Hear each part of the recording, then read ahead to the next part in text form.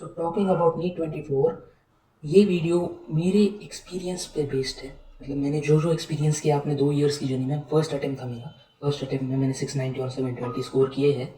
तो मेरे जो पास्ट एक्सपीरियंस आया है मुझे, कैसे मैंने मतलब 2 साल में क्या क्या प्रॉब्लम्स फेस की, क्या क्या अच्छे दिन थे मेरे, क्या क्या बुरे दिन थे, सब कुछ इस वीडियो में बताऊंगा आपको। तो शुरू से शुरू करते हैं। तो ये बात, मेरी कहानी शुरू होती है 2022 में। एग्जैक्टली अगर बताऊँ तो 30 जून 2022, जब मैंने अपने 11th क्लास का पहला लेक्चर अटेंड किया था। 11th में आने के बाद हर एक बच्चे का ड्रीम होता है कि भाई मैं बहुत पढ़ाई करूँगा और एम्स में जाऊँगा। इतना जोश जो होता है ना 11th में आने में, वो सारा का सारा जोश निकल जाता है 12th तक आने तक। 12th में आकर ऐसा लगता है कि भाई एक GMC भी मिल जाए तो भी बहुत है मेरे लिए। तो वैसे ही जोश के साथ मैं भी अपनी 11th में एंटर करता हूँ। पहले दिन मैंने अपने बुक पे लिख लिया था कि द जर्नी स्टार्टेड। और मुझे पता था कि भाई 2024 में जो अपनी मीट होने वाली है वो नॉर्मल सिचुएशन में होंगे, तब कोविड कुछ नहीं होगा। तो फिर मुझे पता था मेरी कि फर्स्ट संडे को मीट हुई, तो मैंने 5 में डेट निकाल ली थी कैलेंडर से और लिख दिया था the end of this journey. मुझे पता था मैं फर्स्ट अटेम्प्ट में क्रैक कर लूँगा नीट, इतना कॉन्फिडेंस था मुझ पर। लेकिन मुझे पता नहीं था कि आगे क्या क्या परेशानियाँ मेरी राह देख रही है, राइट। तो 11th तो जैसे तैसे बीत गई, लेकिन मेन प्रॉब्लम क्या आती है ना, 12th में आती है।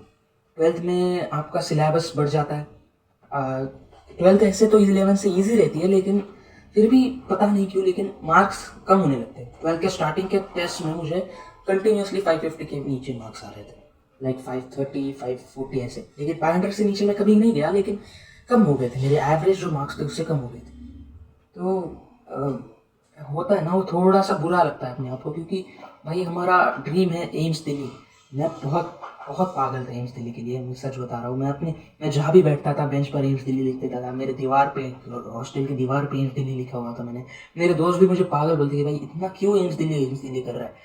बहुत ही पागल हो गया था। मैंने ऐसे मन में सोच रहा था मैं कि भाई अपने को एम्स दिल्ली जाना है, 530 540 मार्क्स लाके कैसे चलेगा।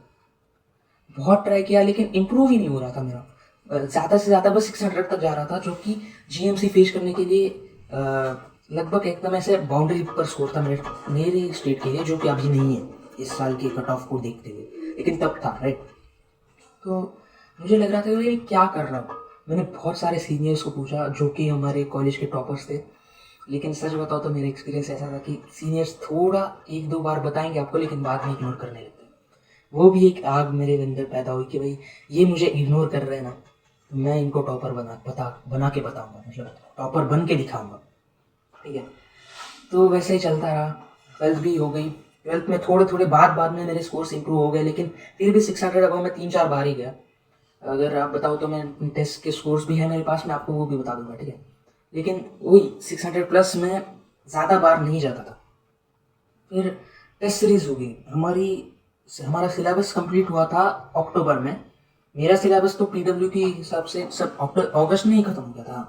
तो अक्टूबर में हमारी टेस्ट सीरीज शुरू हो गई। 11 के पार्ट सिलेबस टेस्ट थे उसमें। और हमारी ना एम्स बैच थी, मतलब मैं जिस बैच में था वो एम्स बैच थी। मतलब स्क्रीनिंग टेस्ट से मैं सिलेक्ट हो गया था उसमें। तो उनकी टेस्ट सीरीज अलग रहती है। तो हमारी टेस्ट सीरीज की लेवल भी थोड़ी हाई थी और रेगुलर बैचेस से पहले भी थी। तो इन टेस्ट में मेरे 600 प्लस आने लगे और मैं इतना खुश था ना उसमें, क्योंकि पूरे 12th में मेरे 600 प्लस 3-4 बार आए थे। और इन टेस्ट में कंटिन्यूसली मेरे 600 प्लस आने लगे। क्यों ऐसा होता है? क्योंकि आप एक ही चीज़ को बार बार रिवाइज करते हो। मैंने बोला ना, 11th में आप 11th के चैप्टर्स पहले एक बार पढ़ते हो, 2 बार पढ़ते हो, उससे इतना ज़्यादा आपके दिमाग में नहीं जाता हो। वैसे ही 12th में भी एक ही चीज़ आप कितनी ज़्यादा से ज़्यादा बार 3-4 बार पढ़ लोगे, लेकिन उससे नहीं होता। लेकिन एक बार आपका सिलेबस खत्म हो गया तो उसके बाद आपको क्या करना है, तो सिर्फ रिविजन करना है, राइट। रिविजन करने में आप एक चीज़ 10 बार पढ़ लेते हो, 12 बार पढ़ लेते हो, आपके दिमाग में ऑटोमेटिकली फीड हो जाता है वो। अब अक्टूबर में हमारी टेस्ट सीरीज चालू हो रही है, हमारी एग्जाम मई में है, तो लगभग 6-7 महीने हमको रिवीजन के लिए मिल गए सिर्फ। फिर भी पहले टेस्ट में 600 प्लस 650 प्लस नहीं जाता था मैं, क्योंकि फिर भी तब भी रिवीजन इतना ऑप्टिमम लेवल पर नहीं हुआ था, राइट हमारा। तो फिर रिवीजन वैसे ही टेस्ट सीरीज हो गई। फिर दिवाली के हॉलीडेज आ गए, बीच में टेस्ट सीरीज बंद हो गई। फिर रेगुलर बैच के साथ दिवाली के बाद टेस्ट सीरीज चालू हुई। अब रेगुलर बैच के कैसे थी कि उनकी लेवल हमसे थोड़ी कम थी, मतलब ऐसे मार्क्स में भी और सब इसमें, तो टेस्ट सीरीज की लेवल भी नीचे चली गई। अब टेस्ट सीरीज के क्वेश्चंस की लेवल नीचे चली गई तो हमारी मार्क्स इंक्रीज होनी चाहिए, जो कि हुए भी नहीं। 650 के अराउंड आने लगे जो रेगुलर बैच के टेस्ट सीरीज में मार्क्स आ रहे थे मेरे। तो ठीक है, अच्छे हैं, लेकिन फिर भी एम्स दिल्ली तक तो नहीं थे ना। वैसे ही मैं इम्प्रूव करते गया, ऐसे ही आ गई फिर रिपीटर्स के साथ टेस्ट सीरीज। हमारे कॉलेज का एक ऐसे फंडा था कि भाई एम्स बैच के पहले कहीं लेंगे टेस्ट सीरीज, फिर एम्स बैच की जनरल बैच के साथ लेंगे, फिर जब बोर्ड्स के एग्जाम आएंगे, फिर बोर्ड्स के एग्जाम के बाद रिपीटर्स के साथ टेस्ट सीरीज लेंगे हमारे। तो एक्चुअली 3 टेस्ट सीरीज हो गए थे हमारे। तो रिपीटर्स के साथ अगर टेस्ट सीरीज होती तो अपने आप कंपटीशन बढ़ जाता है, क्योंकि उन्होंने तो हमसे ज़्यादा बार एक बार सिलेबस देख लिया हुआ है, एक बार रिवाइज भी कर लिया हुआ है।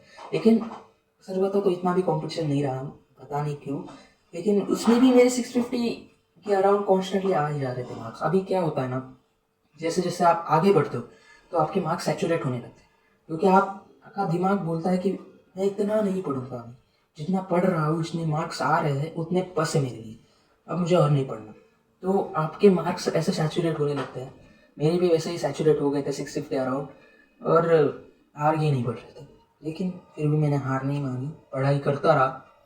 फिर लास्ट के 1 मंथ में जब सब कुछ ऐसे मतलब ये लग रहा था कि अभी 1 महीना है, सारी अपनी मेहनत का फल आने वाला है। एक्चुअली कॉलेज, अब मैं आपको एक और चीज़ बताता हूँ, कॉलेज की टेस्ट सीरीज छोड़ के मैंने जनवरी से दूसरे प्लेटफॉर्म्स की टेस्ट सीरीज देने चालू कर दिए थे।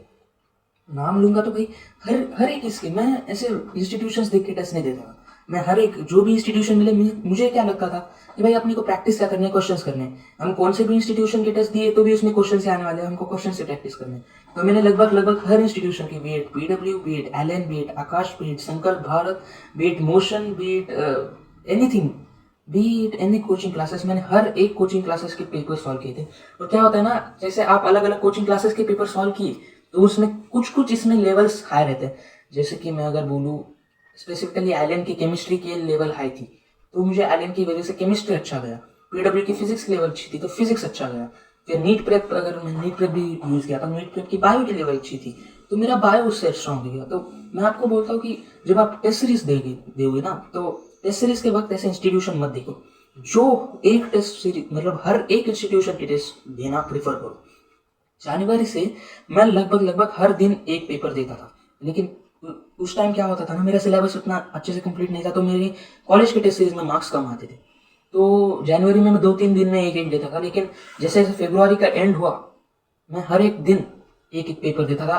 कॉलेज का टेस्ट सीरीज का पेपर हुआ तो भी उस दिन रात को एक पेपर देता था। एक कुछ दिन तो ऐसे भी आए कि मैंने एक दिन में 2-2, 3-3 पेपर भी दिए। आपको करना पड़ेगा, अगर आपको आगे बढ़ना है तो आपको करना पड़ेगा, थोड़ी मेहनत लेनी पड़ेगी। तो मैंने इतनी मेहनत ली थी भाई, मैं अगर बताऊँ तो 11th में आने फिर मेरा वेट 56 kg था, और 12th के बाद जब मैं घर पे आया नीट देने के बाद तो मेरा वेट 49 kg हो गया था।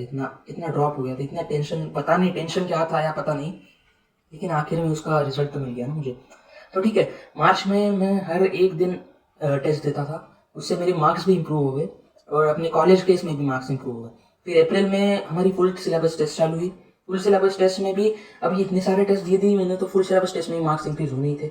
सो 660 670 मार्क्स आ रहे थे अभी मेरे नॉर्मल। मेरे मैक्स टू मैक्स मार्क्स गए हैं 685, वो भी नीट से 15-20 दिन पहले। तो वो बोलते हैं ना कि अपने टेस्ट सीरीज में जो मार्क्स रहते हैं उससे नीट में 101% ज़्यादा ही मार्क्स आते हैं। वो मेरे लिए बराबर ही रहा, मेरे 690 मार्क्स आए। ठीक है, तो वही बोलूँगा यार, कंसिस्टेंसी इज़ द की। तुम्हारे मार्क्स कम आए तो भी टेंशन नहीं लेने का, तुम्हारे मार्क्स ज़्यादा आए तो भी हवा में नहीं उड़ने का। क्योंकि ऐसा होता है ना कि कभी कभी मार्क्स अगर ज़्यादा आए तो सारे टीचर्स, सारे बच्चे तुम्हें एकदम ऐसे चने के झाड़ पे चढ़ाते हैं, जैसे हमने सुना है, ये हवा में उड़ाते हैं कि भाई बहुत, ये तो टॉपर है, ये तो अच्छा ही करेगा, ऐसा वैसा, और बाद में आप परफॉर्म करने से रह जाते हो। फाइनल में एंड तक क्या होगा आप कुछ नहीं बता सकते, लास्ट में कौन बाजी मारेगा आप कुछ नहीं बता सकते। इसलिए अपने आप पर विश्वास रखना, यही एक सबसे बड़ी इंपॉर्टेंट चीज़ है। और रही बात, अगर मैं बताऊँ तो quality is more important then quantity. अब इसका मतलब क्या है कि आप, ऐसा नहीं है ना कि आप दिन में 15-15 घंटे पढ़ो, 11th से लेके 12th तक हर रोज़ 15-15 घंटे पढ़ना ही होता है कि उससे आपको 650 प्लस मार्क्स आ जाते हैं। तो नहीं, मैं अपने दोस्तों को भी यही बोलता था, जो मुझे ऐसा लगता था कि भाई वो सिर्फ ऐसे ज़्यादा देर पढ़ता है। आपको ना ऐसे ज़्यादा देर पढ़ने की ज़रूरत नहीं है, आपको सिर्फ उतना देर पढ़ना है जिससे आपके दिमाग में एफिशिएंटली वो चीज़ अंदर चली जाएगी। मतलब ये देखो, मैं दिन के मैक्स टू मैक्स 10 घंटे पढ़ता था, वो भी एंड में। नहीं तो ऐसे टेस्ट सीरीज शुरू होने से पहले तो मैक्स टू मैक्स 6-7 घंटे ही मेरी पढ़ाई होती थी दिन की। तो मैं भी अपने दोस्तों को बोलता था कि भाई एफिशिएंसी अच्छी होनी चाहिए, क्वांटिटी मतलब amount of hours of studying doesn't matter, right. तो क्वालिटी मतलब एफिशिएंसी मैटर्स अ लॉट। आप 7 घंटे पढ़ो, उसमें आपके 90% मार्क्स आ जाए, और आप 12 घंटे पढ़ो, उसमें आपके 80% मार्क्स आ जाए, तो आप ही सोचो आपको क्या करना है। आपको, आप जितने भी घंटे पढ़ो, आपको एकदम मन लगा के पढ़ना है, no distractions and nothing at all, ठीक है। मतलब ऐसा नहीं कि भाई मैं 1 घंटे पढ़ूंगा फिर उसमें बीच में 15 मिनट यूट्यूब देख लूंगा, नहीं। अगर करना है तो मैं आपको स्ट्रैटेजी बताता हूँ, ठीक है। 1 घंटे पढ़ो, 10 मिनट यूट्यूब देखो, 10 मिनट ब्रेक ले लो, 10 मिनट कुछ भी कर लो, फिर बाद में 1 घंटा पढ़ो, फिर 15 मिनट का ब्रेक ले लो। ब्रेक थोड़ा थोड़ा इंक्रीज करो, क्योंकि आप जैसे जैसे पढ़ते हो ना आपके दिमाग की सैचुरिटी आ जाती है, तो ब्रेक थोड़ा ज़्यादा इंपॉर्टेंट है। मैं भी वैसे ही करता था। मैंने ये ट्रिक डॉक्टर आदित्य संजय गुप्ता से ली है, उनकी एक वीडियो देखी थी मैंने, उन्होंने ऐसा ही बताया था कि भाई ब्रेक सेशन में पढ़ाई करनी चाहिए, मतलब ऐसे थोड़े इंटरवल की पढ़ाई फिर थोड़े इंटरवल का ब्रेक, ऐसे ही करके, और वो बहुत अच्छा है, डेफिनेटली बहुत एफिशिएंट। फिर मैंने क्या किया था, अपनी एक पर्सनल डायरी बनाई थी। अगर वो डायरी मैं दिखा भी सकता हूँ, ये है मेरे पास, 1 मिनट। तो मैंने अपनी एक पर्सनल डायरी बनाई थी, ऐसे, ये देखो, ये देख सकते हैं, ऐसे एक पर्सनल डायरी बनाई थी, और इसमें मैं अपने पर्सनल डेली के टारगेट्स लिखता था। जैसे कि अभी ये 19 जनवरी 2023, 23 ही ना, नहीं 19 अक्टूबर 2023, राइट। तो उसमें मैं अपने फिजिक्स केमिस्ट्री बायो के टारगेट्स लिखता था, और हर सुबह लिखता था, और रात में उसे टिक करता था कि भाई ये कंप्लीट हुआ है या नहीं। वैसे ही ये देखो 20 अक्टूबर, 21 अक्टूबर, 22, और अपने टेस्ट के स्कोर्स भी लिखता था। जैसे आप देख सकते हो इसमें कितने आए थे मुझे, 540 मार्क्स के टेस्ट थी, उसमें 440 मार्क्स आए थे। तो ऐसे मैं कब से कर रहा हूँ, अगस्त 2022 से कर रहा था, और मई 2024 तक हो गया था। लगभग 3 डायरी लगी थी मुझे, ये तो तीसरी वाली है, सबसे लास्ट वाली डायरी है। तो 3 डायरीज बनाई थी, और आप भी ऐसे डायरी बनाओ, मैं बहुत बोलता हूँ, बहुत इंपॉर्टेंट है। अपने डेली टारगेट्स लिखो, हर एक दिन के लास्ट में उस टारगेट्स को आपने अचीव किया है या नहीं, उस पर टिक मारो। अगर रॉन्ग हुआ तो अगले दिन वो एक्सटेंड करो, ठीक है। ये बहुत हेल्पफुल रहता है, इससे आप अपनी डिसिप्लिन मेंटेन करते हो। डिसिप्लिन मेंटेन करना बहुत ज़रूरी है। आपको ऐसे मतलब फ्रीली पढ़ाई करनी है, ऐसे बर्डन में पढ़ाई नहीं करनी। अगर आप बर्डन में पढ़ाई करोगे तो उसका रिजल्ट नहीं आएगा, फ्रीली पढ़ाई करोगे तो उसका रिजल्ट आता है, ठीक है। तो वही बोलता हूँ, मेरी जर्नी तो ऐसी ही रही थी। मतलब मैं ऐसे ज़्यादा कुछ ऐसे सोशल मीडिया से ही नहीं था। इंस्टाग्राम भी मैंने अपनी नीट होने के बाद डाउनलोड किया था। इंस्टाग्राम ऐसे सोशल मीडिया से तो आपको दूर ही रहना है। यूट्यूब थोड़ा बहुत चला दिया चलता है, लेकिन सोशल मीडिया से तो दूर ही हो। Social media is never the key for success, right. तो वही ऐसी ही मेरी नीट जर्नी थी। अब पता नहीं आपको कैसा लगा होगा, आपको मोटिवेट हुआ होगा, नहीं होगा, ठीक है। लेकिन मैंने बताया आपके की पॉइंट्स कि भाई कंसिस्टेंसी देखना है, अपने टेस्ट के मार्क्स मैटर नहीं करते, फाइनल मार्क्स मैटर करते। डायरी बनाने की, डिसिप्लिन रखने की, फिर बाद में आपके मार्क्स कम भी आए तो भी ऐसे बुरा नहीं मानने का उसका। आपके मार्क्स बढ़ सकते हैं, आराम से बढ़ जाएंगे। टेस्ट सीरीज के वक्त तो मार्क्स बढ़ते ही बढ़ते हैं, ठीक है। और लास्ट पॉइंट कि भाई वही पढ़ाई करते रहो। अगर आपको थोड़ा भी डिस्ट्रैक्शन हुआ ना तो अपने मम्मी पापा का चेहरा सामने लाओ, क्या भाई वो आपके लिए इतनी मेहनत करते हैं, वो आपके लिए इतना स्ट्रगल करते हैं कि भाई मेरा बेटा, मेरी बेटी आगे जाएगी, अपना नाम बनाएगी, अपना नाम बनाएगा वही। और आप अगर उनकी एक्सपेक्टेशंस पे खड़े नहीं उतरोगे तो उनको ही बुरा लगेगा ना, ठीक है। तो इसी के साथ इस वीडियो का एंड करता हूँ मैं। ऐसे ही वीडियोस बनाऊंगा मैं जब तक। अब देखता हूँ, कॉलेज तो अभी स्टार्ट होने में और 1 महीना है, तो ऐसे ही वीडियोस बनाऊंगा। सपोर्ट करते रहिएगा, आपको भी अच्छे वीडियोस मिलेंगे, ठीक है। Bye bye, thank you.